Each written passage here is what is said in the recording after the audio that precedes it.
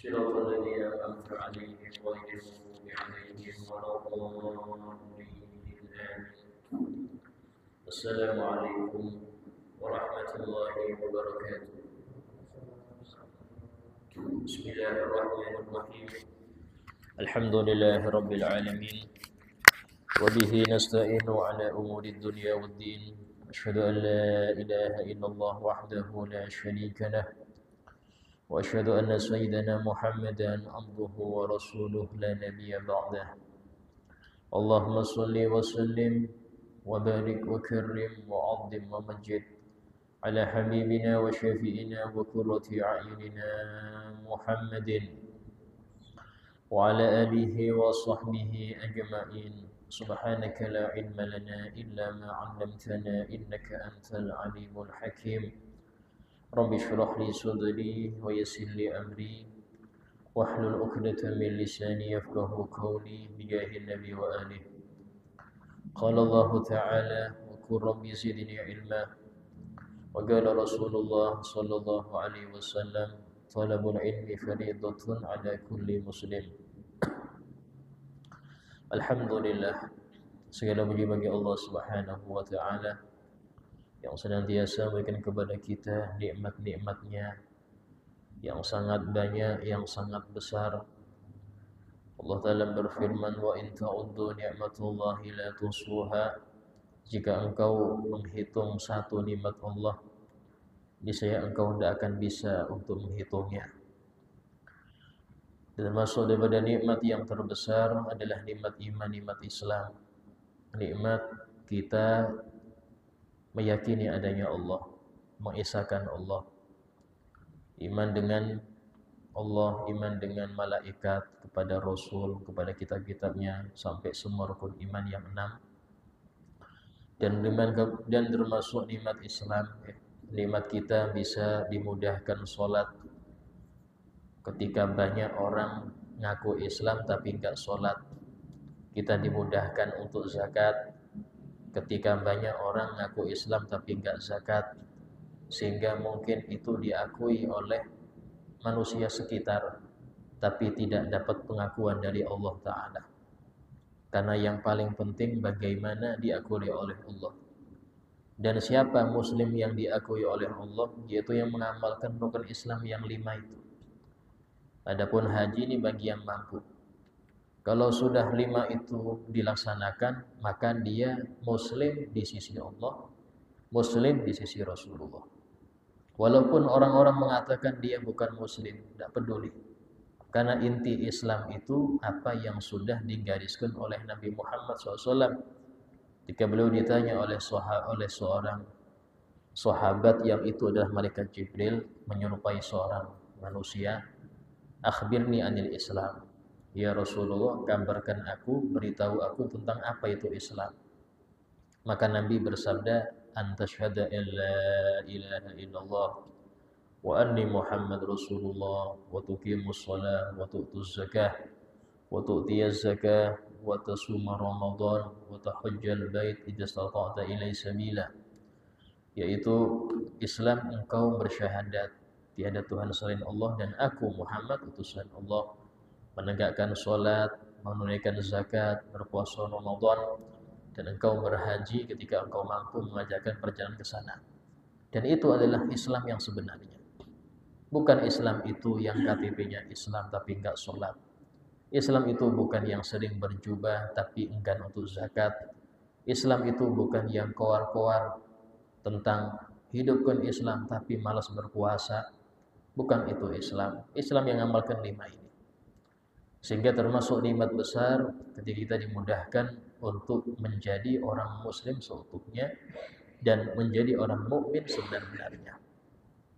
Termasuk daripada keinginan Allah, kehendak Allah untuk kita mendapatkan ampunannya dan cintanya adalah kita dimudahkan untuk hadir dalam majelis-majelis yang mulia ini.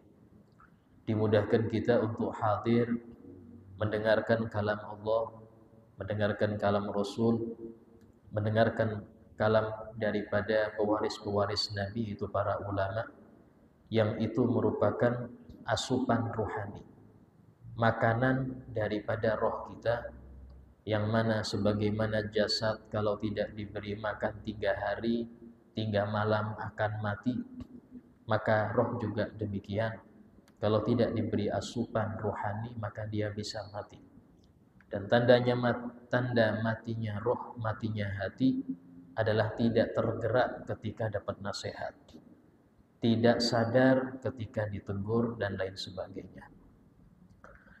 وقال الحبيب علي بن حسن بن أحمد بهر حفظه الله ورعاه وطول عمره في صحة وعافية وإخوانه كذلك ما قيل في الأدب. قال ابن مبارك رحمه الله تعالى نحن إلى قليل من الأدب أحوج منا إلى كثير من العلم. Telah berkata Abdullah bin Mubarak rahimahullah ta'ala, kita ini lebih butuh kepada adab walaupun sedikit, lebih daripada butuh kita kepada ilmu yang banyak. Artinya di sini, orang kalau beradab pasti berilmu, tapi kalau berilmu belum tentu beradab. Sehingga dalam hal tersebut, adab itu apa sih? Adab itu adalah akhlak. Adab itu adalah bagaimana seseorang itu lebih memperhatikan keadaan batinnya. Sehingga para ulama mengatakan suatu amal itu dianggap sah ketika dia sesuai dengan ilmu. Orang mengerjakan wudu sesuai dengan rukunnya, sesuai dengan dia syaratnya, dia tidak mengerjakan yang membatalkannya, maka amal itu sah. Artinya tidak wajib diulang. Orang mengerjakan sholat, ngerti ilmu sholat, ngerti yang rukun apa, yang syarat apa, dan yang membatalkan apa, dia tinggalkan yang membatalkan, itu sah sholatnya. Zakat pun demikian. Yang penting dia ngerti ilmunya zakat, hukumnya sah. Akan tetapi apakah diterima? Nah ini, apakah berpahala sholat dia? Wudu dia apakah berpahala? Ini yang harus diutamakan adab. Jadi kalau untuk sahnya ibadah cukup ilmu. Orang sholat ya, hanya memakai sarung saja. Yang penting nutup dari pusar sampai lutut. Gak pakai baju dia. Sarungnya sampai di atas pusar. Fikih mengatakan sah. Secara ilmu hukumnya sah. Gak pakai kopiah. Ya, cuman sarungan tok sah dalam fikih. Tapi adabnya gak ada. Adab dia tidak ada. Ketika dia menghadap orang kaya, rapi dia. Menghadap bupati, rapi dia. Tapi menghadap Allah kok model gini. Ini gak beradab. Sehingga adab itu syarat mutlak diterimanya suatu amal. Dalam Al-Quran, Allah Ta'ala menjelaskan tentang betapa pentingnya orang sodakoh itu dengan adab. Sodakoh itu secara ilmu, kalau mau sah, yang penting ada yang diberikan, ada yang nerima, sah. Sodakohnya sah. Tapi berpahala apa enggak Ustaz? Ada adabnya enggak? Sehingga Allah Ta'ala berfirman, La tubtilu sadaqatikum bil manni wal adha. Jangan engkau batalkan pahala sedekahmu dengan menyebut-nyebut pemberian dan adza, menyakiti orang yang mau diberi, menyakiti hati orang yang diberi. Ini membatalkan pahala walaupun sah. Dalam bab puasa, Nabi Muhammad SAW bersabda, khamsun yufattirna shaim. Ada 5 perkara yang menjadikan pahala orang berpuasa itu hilang. Puasanya sah, nggak wajib qadha, tapi nggak ada pahala. Apa itu? Al-kadhib, berbohong. Waktu puasa dia bohong, nggak dapat pahala. Wal ghibah, membicarakan aib orang, menggosip. Waktu puasa bergosip, nggak ada pahala dia. Wan namimah, adu domba. Ya, ngompori sini biar benci situ, ngomporin situ biar benci sini. Sah puasanya, tapi nggak ada pahala. Wan nadhar bisyahwah, melihat yang haram. Puasa perut tapi nggak puasa mata. Matanya tetap melihat yang haram. Puasa perut tapi nggak puasa lidah.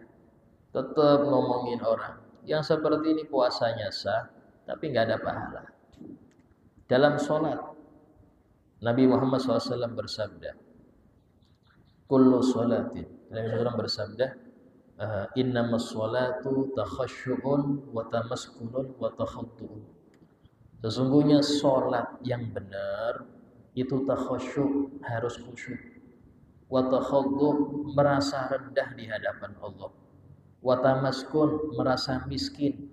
Artinya miskin itu sangat butuh pada Allah. Ini adab.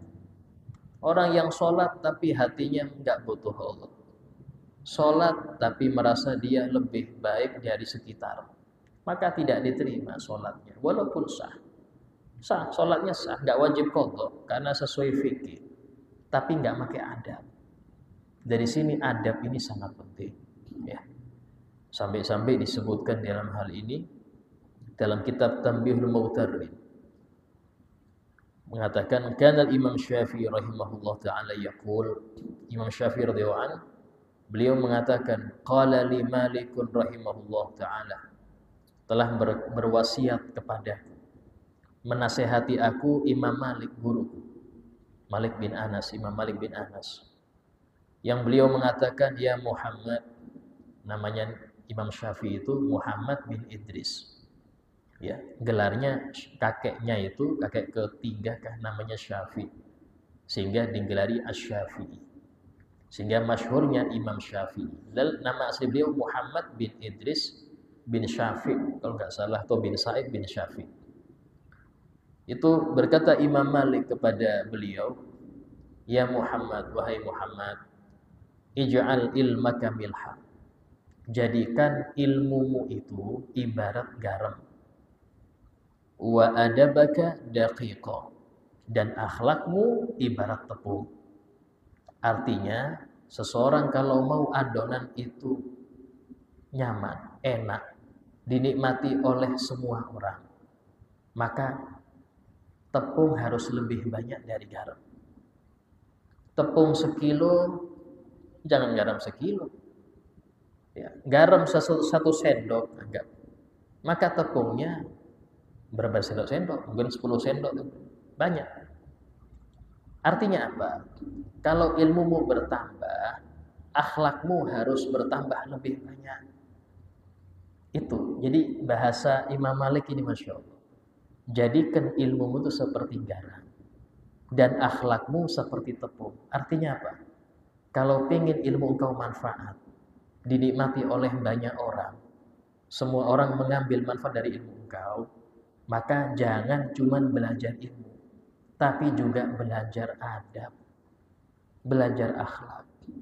Ilmu 1 sendok, maka akhlaknya harus 1 piring, 1 baskom. Kalau garamnya 1 sendok, maka tepungnya 1 baskom. Untuk apa tujuannya? Ya agar manfaat.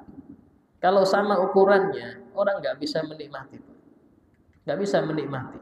Kalau sama ukurannya antara garam dan tepung. Dan ini bagaimana kalau dalam Indonesia, bahasa Indonesia itu kita mengenal, jadilah seperti padi. Semakin bertambah ilmu, semakin menunduk. Semakin matang dia, semakin matang, semakin menunduk. Padi itu semakin masak, menguning, semakin menunduk. Tanda apa? Semakin berilmu, semakin tawadhu. Sehingga disebutkan Imam Syafi'i sendiri, beliau mengatakan, kullama zada ilmi zada jahli. Tiap kali bertambah ilmuku, bertambah kebodohanku. Artinya, aku tambah ngerti kalau aku itu bodoh ketika ilmuku bertambah.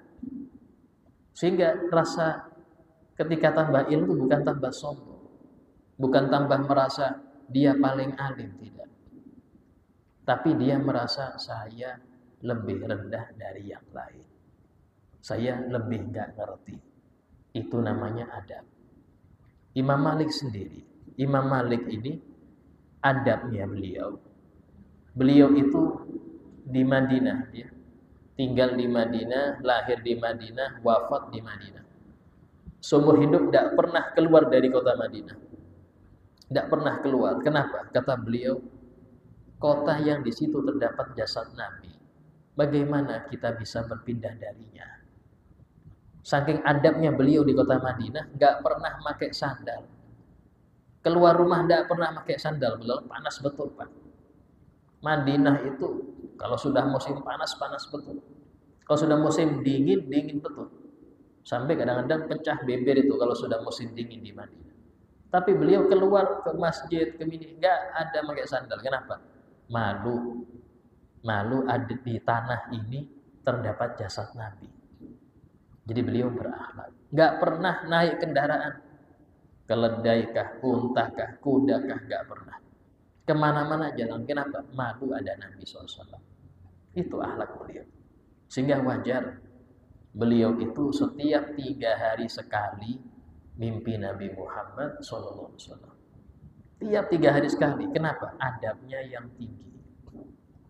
Bahkan disebutkan Imam Malik ini kalau sudah menyampaikan hadis ucapan Nabi SAW, itu pernah suatu kali beliau lagi perjalanan menuju pulang dari Masjid Nabawi, ada orang tanya, ya Imam Malik, tolong sampaikan kepada saya hadis Nabi tentang masalah ini.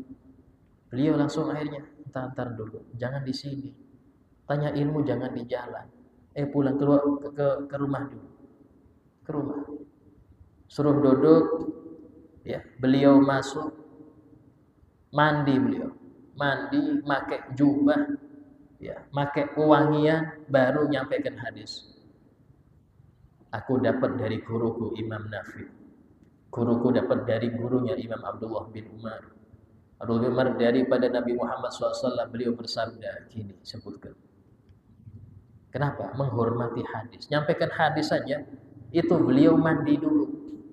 Mandi, pakai baju bagus, pakai wangian, baru nyampaikan. Kenapa? Adab dengan Nabi. Adab dengan Nabi. Sehingga para ulama itu gak ada ceritanya baca kitab, baca hadis sambil ngakak-ngakak, sambil copot kopiah, atau duduknya selonjor, atau sambil ngerokok. Gak ada. Kenapa? Gak menghormati hadis. Dan semua ilmu juga sama. Allah akan memberikan keberkahan bagi yang beradab. Kalau nggak beradab tidak diberi, bahkan naudzubillah bisa jadi sial dia, karena tidak berakhlak di tempat yang harusnya berakhlak. Sehingga dalam hal ini adab itu penting. Di antara adab yang terpenting adab batin, adab hati. Ya. Disebutkan oleh ulama, adab ketika hadir majelis ilmu, ya, kita hadir di situ dalam keadaan merasa butuh ilmu. Jangan hadir ke majelis hanya ingin ngetes, ya apa sih gurunya, mau saya tes bisa enggak, saya mau tahu sih sejauh mana ilmu dia. Nah, harus merasa kosong. Artinya apa? Orang kalau datang ke majelis dengan membawa wadah yang kosong, artinya hati yang kosong, maka akan diberi. Tapi kalau dia sudah merasa punya, ditutupin, nggak dikasih, Pak. Harus dia kosong. Sehingga kalau dia merasa, saya sudah ngerti itu, sudah paham, berkali-kali sudah dengar, nggak dapat yang baru. Karena dia merasa sudah pinter.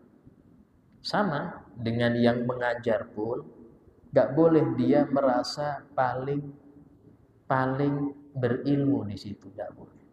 Karena dia hakikatnya juga belajar. Orang yang menyampaikan ilmu, membaca kitab, itu juga belajar. Dia bedanya gini, orang yang hadir, ya, itu dapat ilmunya dengan keterangan dari yang ngajar. Orang yang mengajar dapat ilmunya dari Allah Ta'ala. Sesuai dalam hadis Nabi, naqasa malun min shadaqah. Tidak akan berkurang harta karena sedekah. Ilmu juga sama, enggak berkurang ilmu karena sedekah. Ketika dia sedekahkan ilmunya, maka Allah tambah ilmu yang baru. Dia sedekah lagi, Allah tambah lagi ilmu yang baru yang enggak pernah dia pelajari. Terus seperti itu.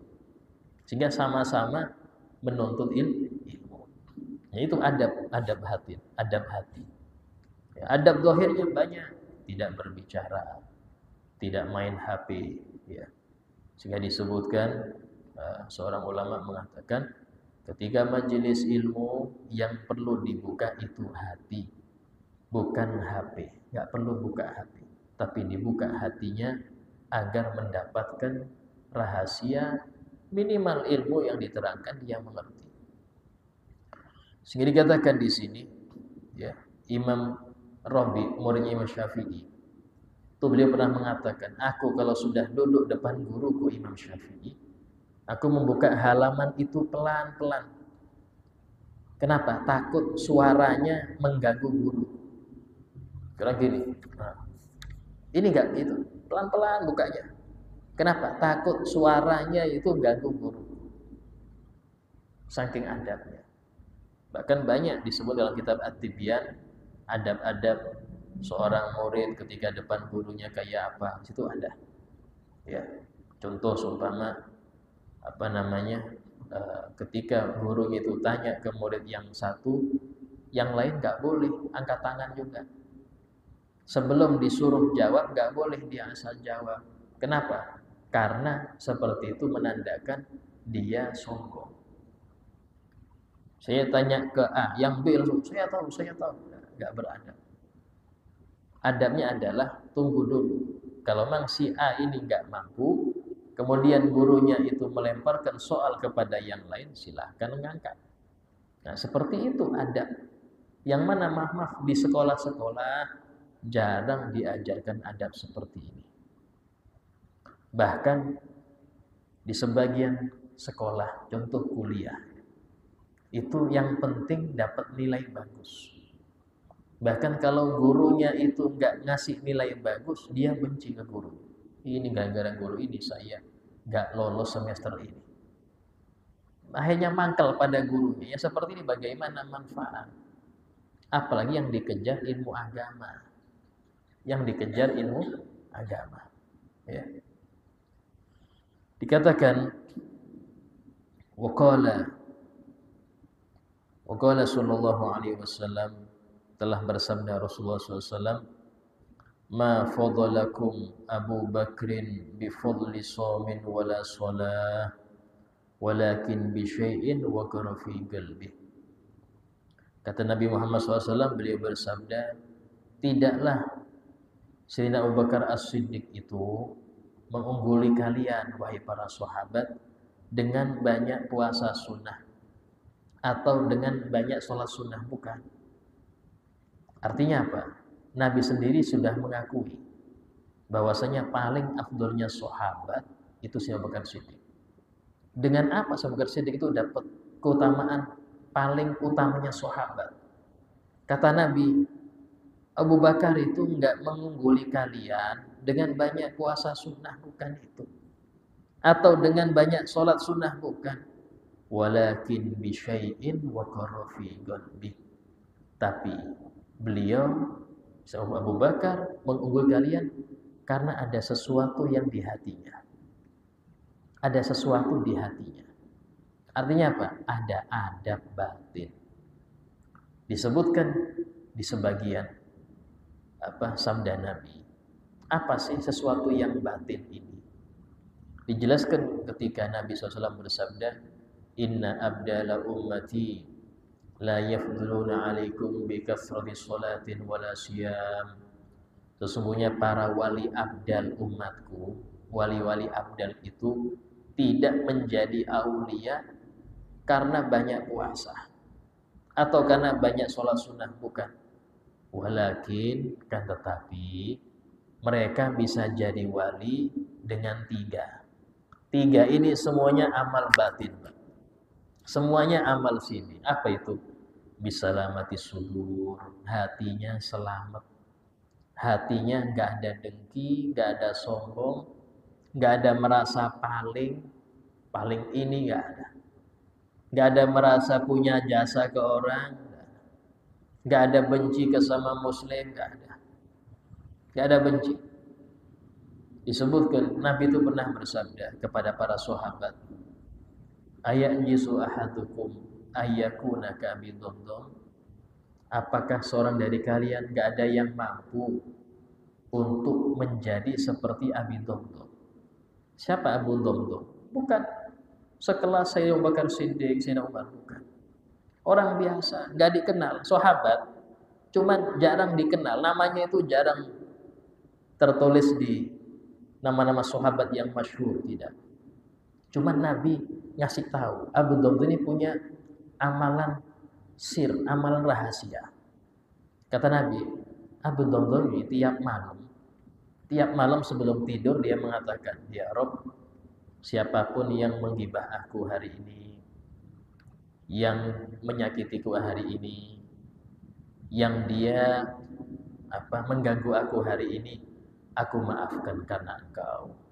Aku maafkan karena engkau. Sehingga besok dia nggak ada perasaan benci. Tiap mau tidur. Sehingga ini pernah Nabi SAW bersabda kepada Sayyidina Abdullah bin Umar. Mengatakan, ya bulan, ya ini statota, kalau engkau bisa, sebelum tidur itu tidak ada di hatimu benci kepada seorang muslim. Jangan engkau tidur kecuali hatimu bersih dulu. Ya, maka kerjakan itu. Kata Nabi, kerjakan itu. Fa innahu min sunnati. Itu termasuk sunnahku. Termasuk sunnahku, kata Nabi. Ya. Faman ahya sunnati kana ma'i fil jannah. Barang siapa menghidupkan sunnahku, maka dia bersama aku di surga. Ini sunnah Nabi. Ini sunnah Nabi. Bukan orang yang maaf. Ya, sering sholat malam tapi hatinya benci ke tetangga, benci ke teman rivalnya, benci ke ini. Ya. Bukan itu. Bukan orang yang dia ahli sholat sunnah, puasa sunnah, tapi masih mangkel kepada saudaranya, masih dendam kepada orang yang dulu ganggu dia. Bukan, ya itu. Kalau mau sunnah Nabi yang benar ini, apa itu? Setiap mau tidur memaafkan semua orang yang pernah dzalimi dia. Sehingga nggak ada satupun orang yang dia dendamin, nggak ada. Ketemu ahlan wasahlan salaman, ya apa kabarnya, baik. Bukan akhirnya menghindar, wah ini saya, musuh saya itu. Nah, muslim nggak demikian. Nah, kalau kata Nabi, itu sunnah. Dan barang siapa yang menghidupkan sunnahku, maka dia bersamaku di surga. Dia bersamaku di surga. Ini yang berat. Berat. Apa itu? Yaitu memaafkan semua orang. Sifat pertama, ya, yang menjadikan Abu Bakar Siddiq unggul, yang menjadikan para wali-wali itu jadi wali, salamatus sudur, hati yang bersih. Hati yang bersih ini perlu ilmu, dan ilmunya wajib dipelajari. Apa namanya, Ustaz? Tasawuf. Jadi kalau sampean mau tahu belajar ilmu untuk membersihkan hati, itu belajar tasawuf. Tasawuf itu bukan ilmu sunnah, dia ilmu wajib. Orang kalau nggak belajar tasawuf, maka hatinya kotor terus. Apa sih tasawuf itu, Ustaz? Dua, intinya tasawuf itu dua. Membersihkan hati dari penyakitnya dan menghiasi hati dengan akhlak-akhlak mulianya. Contoh seperti apa akhlak mulia?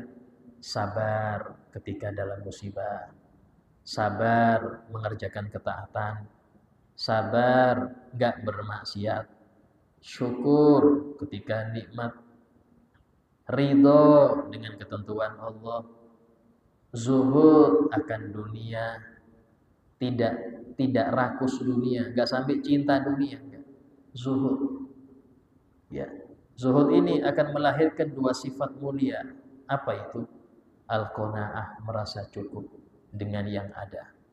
Yang kedua, enggak rakus. dia tidak akan rakus karena zuhud. Terus nggak pelit. Orang zuhud tidak mungkin pelit karena dunia nggak masuk sini, cuman dipegang aja. Di antara doa Abu Yazid Muhammad Al-Maliki Al-Hasani, di antara doa beliau, Allahumma jadi dunia fi yadi. Ya Allah, jadikanlah dunia itu di tanganku aja. Wala taj'alha fi qalbi. Jangan engkau jadikan dunia itu di hatiku. Apa ciri-cirinya dunia di hati? Kalau Anda kepikiran. Banyak orang stroke, gak bisa tidur, padahal fulus banyak. Kenapa? Karena cinta dunia masuk ke hati. Kepikiran, ya apa aman gak ya? Itu satpamnya amanah gak ya? Kepikiran terus. Padahal duit banyak, kepikiran, akhirnya gak bisa tidur. Sengimparnya kena stroke. Kenapa? Dipikirin duit. Jangan. Itu titipan Allah. Titipan dari Allah untuk Anda. Jadikan di tangan, jangan sampai ke sini. Apa ciri-cirinya di tangan? Cirinya di tangan itu, kalau hilang, gak bikin Anda sumpek. Hilang, alas. Namanya juga dunia. Namanya silanya bukan jatah saya, selesai. Gak sampai masuk di hati. Dan gampang derma. Amba ibarat kata itu, cepat datangnya, cepat hilangnya. Bukan disimpan aja. Sama seperti ini ya. Butuh sama cinta itu beda. Kita butuh dunia karena di dunia. Ya, kita ini butuh dunia, tapi jangan cinta, Pak. Gampangannya, setiap rumah itu sebagus-bagusnya nggak lengkap kalau nggak punya WC. WC itu tempat kotoran, tempat bau, tapi harus ada. Rumah seusah pun nggak ada WC-nya, nggak lengkap. Harus ada WC. Nah, kita butuh dunia seperti kita butuh WC. Pas kebelet masuk sampai.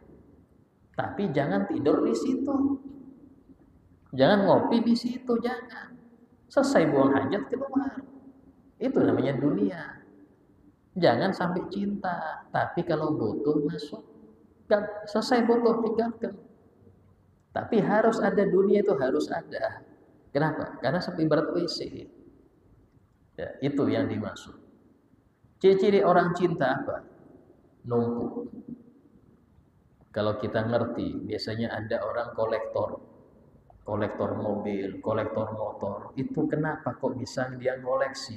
Padahal yang dia butuhkan cuma satu.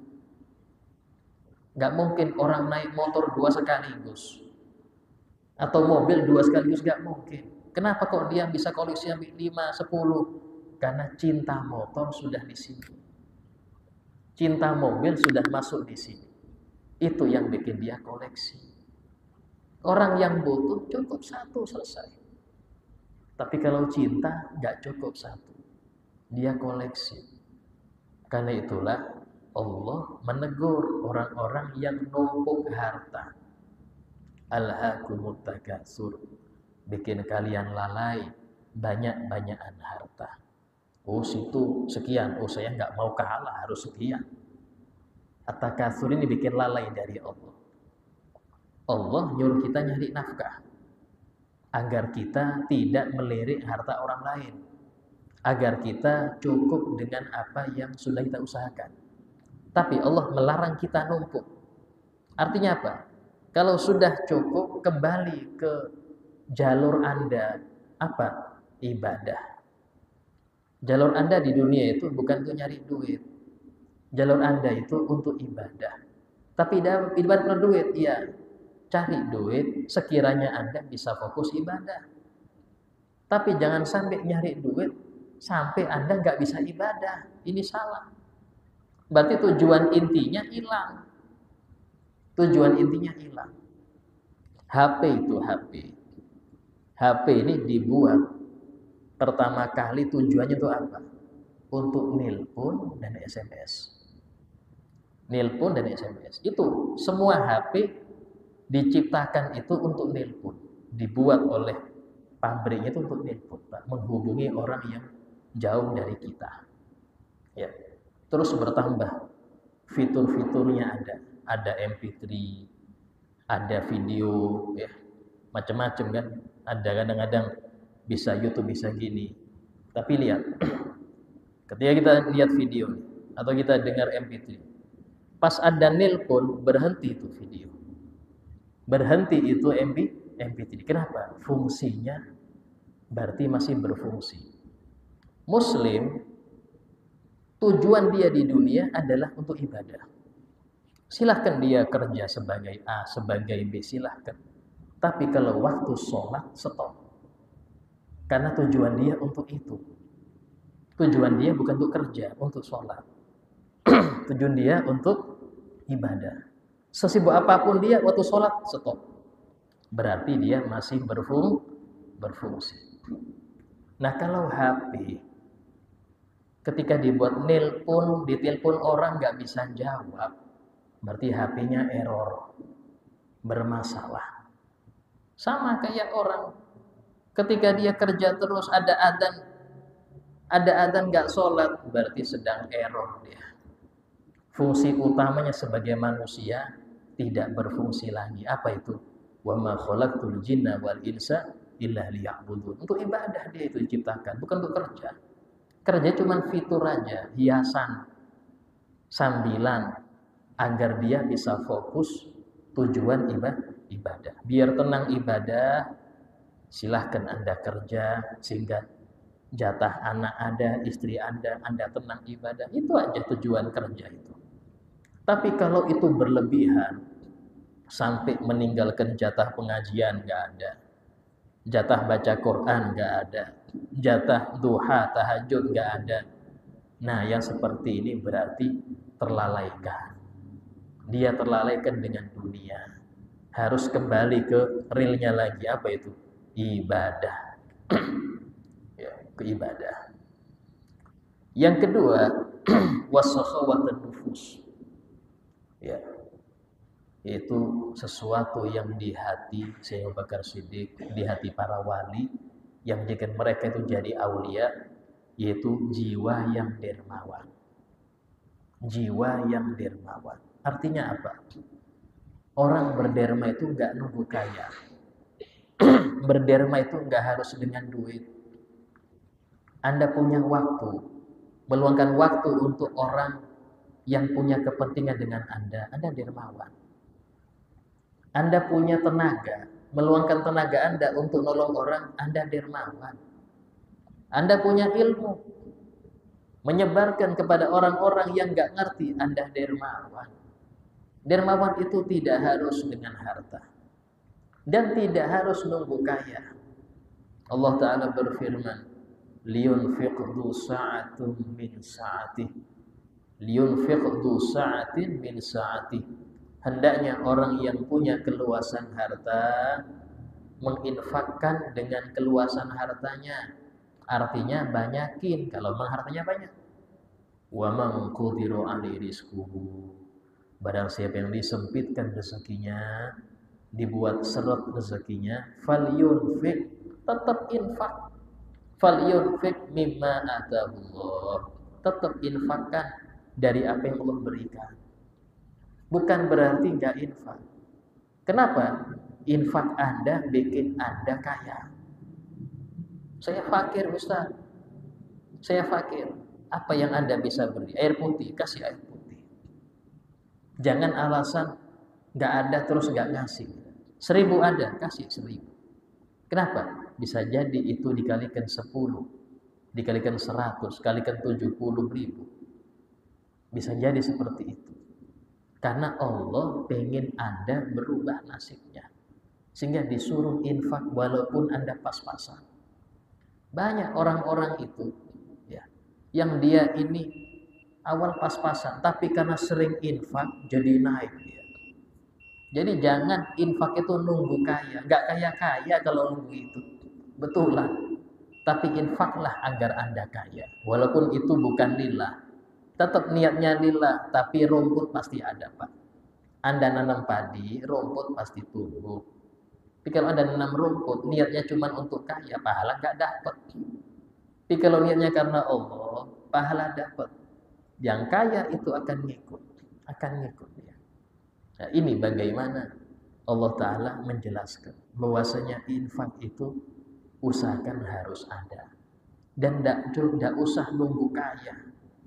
Ya, kita bisa dikit, infakkan dengan yang sedikit. Kita punya banyak, ya berarti persenannya harus banyak. Karena perbedaan itu bukan masalah nominal, tapi presentasinya. Persentasenya berapa? Seperti itu. Yang ketiga, insya Allah kita lanjutkan. Apa yang ketiga itu yang harus kita hadirkan di hati kita. Ya. Mungkin ada yang mau bertanya. Ya. Ada yang mengatakan carilah akhiratmu maka dunia akan mengikuti. Apakah yang seperti itu ya dijelaskan maksudnya? Iya. Dalam suatu hadis qudsi, Allah Ta'ala berfirman kepada dunia ketika Allah ciptakan. Ketika Allah menciptakan dunia, Allah berfirman kepada dunia itu, ya dunia, wahai dunia, ukhdumi man khodamani. Layanilah, jadilah engkau pelayan untuk siapapun yang melayani aku. Yang fokus kepadaku, maka layanilah dia. Wastakhdimi, dan perbudaklah man khodamaki, siapapun yang melayani engkau. Yang jadi pelayan dunia, diperbudak dunia. Yang jadi pelayan Allah, fokus dia dengan Allah, dunia akan melayani dia. Mau nggak mau? Mau nggak mau?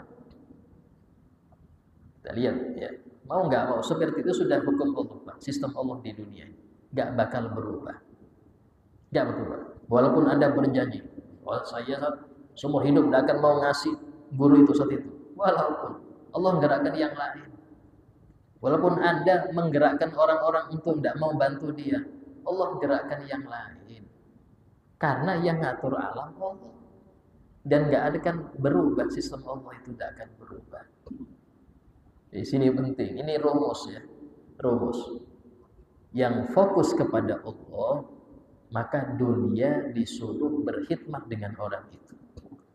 Tapi yang fokus kepada dunia akan memperbudak orang itu. Itu dalam hadis qudsi ya. Dan semoga Allah Ta'ala jadikan kita orang-orang yang bertambah akhlaknya, beradab-adabnya, sehingga bertambah kedekatan kita dengan Allah Subhanahu wa Ta'ala, dan kita menjadi pantas untuk menjadi orang-orang yang di hadiratullah, hadirat Nabi Muhammad SAW, ala hadiniyah wa kulli niyatin salihah wa ala ma nawa bihi salafana salih. Al-Fatihah. Bismillahirrahmanirrahim. Alhamdulillah rabbil alamin. الرحمن الرحيم مالك يوم الدين إياك نعبد وإياك نستعين اهدنا الصراط المستقيم صراط الذين أنعمت عليهم غير المغضوب عليهم ولا الضالين آمين. بسم الله الرحمن الرحيم الحمد لله رب العالمين اللهم صل وسلم على سيدنا محمد وعلى آله وصحبه أجمعين. ربنا انفعنا بما علمتنا رب علمنا الذي ينفعنا رب فقهنا وفقه أهلنا وقراباتنا في ديننا رب وفقنا وفقهم لما ترتضي قولا وفعلا كرما وارزق الكل حلالا دائما وأخل أذكياء ولما نهضى بالخير ونفى كل شر ربنا واصلح لنا كل شؤون وقر بالرضا منك العيون وقض عنا ربنا كل الديون قبل أن تأتينا رسل المنون ربنا آتنا في الدنيا حسنة وفي الآخرة حسنة وقنا عذاب النار وصلى الله على سيدنا محمد وعلى آله وصحبه وسلم والحمد لله رب العالمين. السلام عليكم ورحمة الله وبركاته.